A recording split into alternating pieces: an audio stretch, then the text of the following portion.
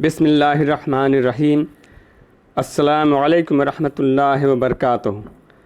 سامعین اکرام، پچھلے ایپیسوڈ میں جزیرۃ العرب میں اس دور کی بادشاہت اور سرداریوں کا ذکر کیا جا چکا ہے۔ اس ایپیسوڈ میں مکہ سے بنو جرہم کے نکل جانے کے بعد کے حالات اور واقعات پر روشنی ڈالنے کی کوشش ہوگی۔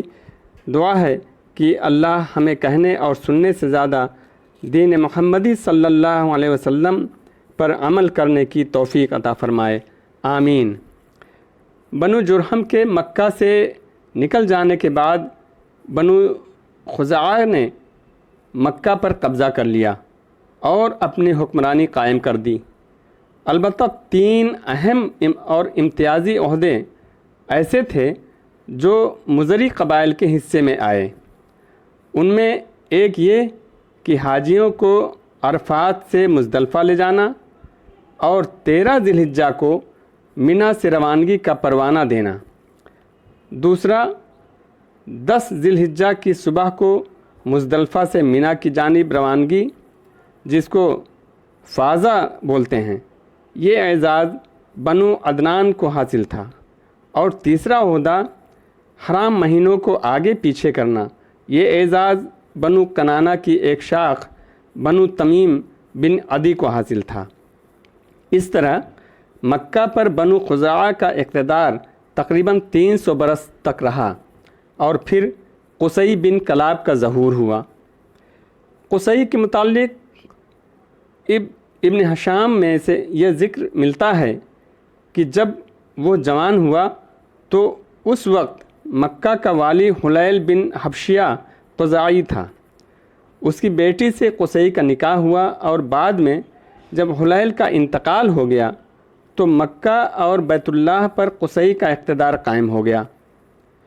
بیچ میں بہت سارے اتار چڑھاؤ آئے اور کئی خانہ جنگیں بھی ہوئیں۔ بہرحال آخر میں قصی اور قریش کو مکہ پر مکمل طور پر اختیار حاصل ہو گیا اور پھر قصی بیت اللہ کا دینی سربراہ بن گیا، جس کی زیارت کے لیے عرب کے گوشے گوشے سے آنے والوں کا تانتا بندھا رہتا تھا۔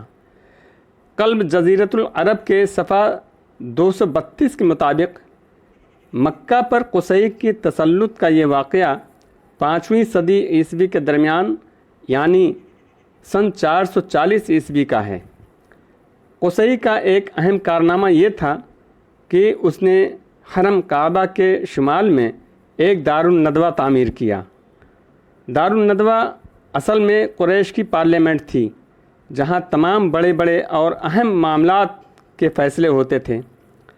قصی کو جو سربراہی اور عظمت حاصل تھی وہ اس طرح ہیں: نمبر 1 دارالندوہ کی صدارت، نمبر 2 لوا یعنی جنگ کا پرچم قصی ہی کے ہاتھ میں باندھا جاتا تھا، نمبر 3 حجابت یعنی خانہ کعبہ کا دروازہ قصی ہی کھولتا تھا، نمبر 4 سقایا،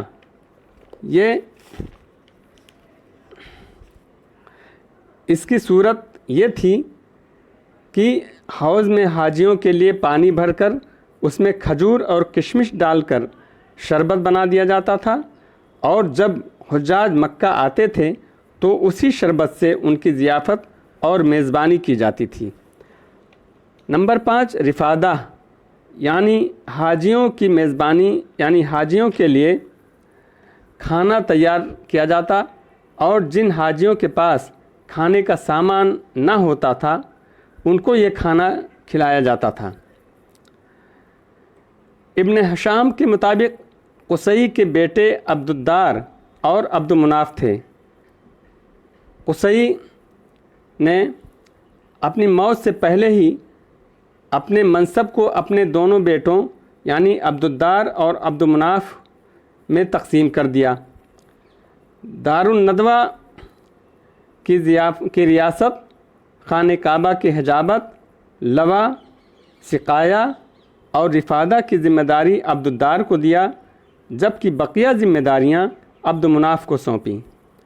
اس کے بعد قریش 2 گروہ میں بٹ گئے، لیکن بعد میں صلح ہو گئی اور تمام عہدوں کو آپس میں باہمی تقسیم کر لیا۔ لہذا رفادہ اور سقایا کے منصب پر بنو عبد مناف فائز ہوئے، جبکہ دارالندوہ کی سربراہی، لوا اور حجابت کے منصب پر عبد مناف فائز ہوئے۔ پھر بنو عبد مناف نے اپنے حاصل شدہ مناصب کے لیے قرہ ڈالا تو قرہ ہاشم بن عبد مناف کے نام نکلا۔ چنانچہ ہاشم ہی نے اپنی زندگی بھر سقایا و رفادہ کا انتظام کیا۔ البتہ جب ہاشم کا انتقال ہو گیا تو ان کے بھائی مطلب نے ان کی جانشینی کی، مگر مطلب کے بعد ان کے بھتیجے عبد المطلب بن ہاشم نے، جو رسول اللہ صلی اللہ علیہ وسلم کے دادا تھے، نے یہ منصب سنبھالا، اور ان کے بعد ان کی اولاد ان کی جانشین ہوئی، یہاں تک کہ جب اسلام کا دور آیا تو حضرت عباس رضی اللہ تعالیٰ عنہ بن عبد المطلب اس منصب پر فائز تھے۔ ان کے علاوہ کچھ اور مناصب بھی تھے جنہیں قریش نے آپس میں تقسیم کر لیا تھا۔ ان مناصب اور انتظامات کے ذریعے قریش نے ایک چھوٹی سی حکومت قائم کر رکھی تھی، جس کے سرکاری ادارے اور تشکیلات اسی ڈھنگ کی تھی جیسی آج کل پارلیمانی مجلس اور ادارے ہوا کرتے ہیں۔ تاریخ ارض القرآن جلد 2 کے مطابق ان مجلسوں اور اداروں کا منصبی خاکہ کچھ اس طرح ملتا ہے۔ نمبر 1، ایثار یعنی فالگیری اور قسمت دریافت کرنے کے لیے جو تیر رکھے رہتے تھے، ان کی تولیت کا منصب بنو جمح کو حاصل تھا۔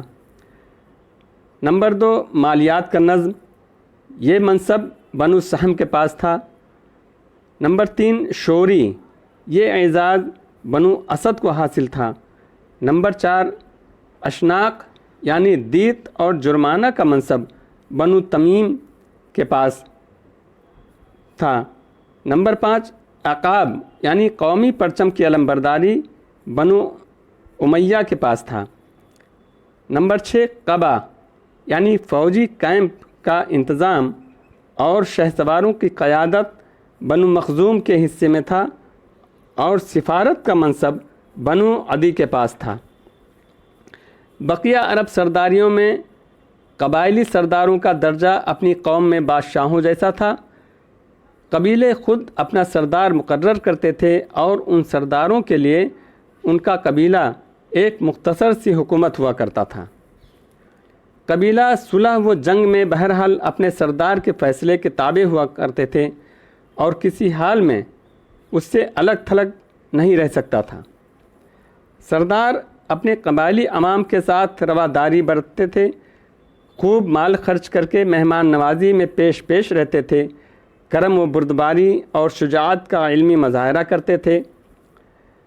جزیرۃ العرب کے وہ تینوں سرحدی علاقے جو غیر ممالک کے پڑوس میں پڑتے تھے، ان کی سیاسی حالت سخت اضطراب اور انتشار اور انتہائی زوال کا شکار تھی۔ انسان مالک اور غلام کے 2 طبقوں میں بٹا ہوا تھا۔ سارے فوائد سربراہوں کو حاصل تھے، جبکہ سارا بوجھ غلاموں کے سر پر تھا۔ حکومتیں اور سردار لذت، شہوت اور عیش کی زندگی گزارتے تھے، جبکہ غلاموں پر ہر طرف سے ظلم کی بارش ہو رہی تھی۔ ان علاقوں کے پڑوس میں رہنے والے قبائل تذبذب کا شکار تھے، کبھی وہ عراقیوں کے ہمنوا ہو جاتے اور کبھی شامیوں کے سر میں سر ملاتے تھے۔ اگلے ایپیسوڈ میں انشاءاللہ عرب کے دینی اور مذہبی حالات پر روشنی ڈالنے کی کوشش کی جائے گی۔ والسلام علیکم ورحمۃ اللہ وبرکاتہ۔ اللہ ہمیں توفیق عطا فرمائے، آمین۔